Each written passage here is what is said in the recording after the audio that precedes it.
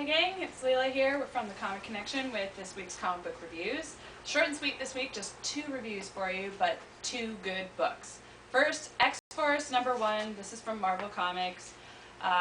First thing that I've noticed about this book is that the layout is totally different and really stylish and looks awesome, and the art by Crane is just amazing. So just for that, you should check it out. But on top of that, it's a really good story. In this issue, Cyclops convinces Wolverine to reform the X-Force, to do the things that the X-Men can't really do. In this case, to try and silence the Purifiers for good, not in a nice way. So this issue, lots of blood, which is really cool, and the emergence of a new sort of mutant hunter. Really cool issue. Pick it up. This is a cool mini-series, and you should get on it before we get too far ahead. And lastly, we have Buffy #11. You know how Jim and I love this series, and this is more. We just love this series. The new big bad right now is Twilight. Who or what that is, I'm not really sure yet, but I'm really digging how the whole story is unfolding. Much like Season 7, Buffy is starting to doubt herself and her decisions a bit.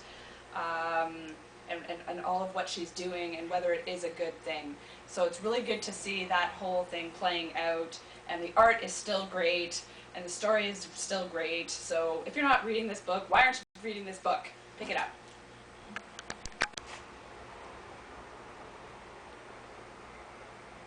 Hey folks, Jim here with this week's comic reviews. Even though one of them was already reviewed by Leila, let's go with it anyway. First up, Transformers Devastation #5 by Simon Furman and E.J. Sue.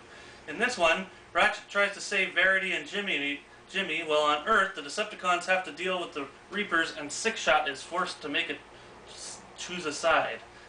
Really good story, really good art. I'm really enjoying the Transformers series, and if you're not on board, you really should get on board. Next up, the already reviewed Buffy #11 by Joss Whedon and George Jante.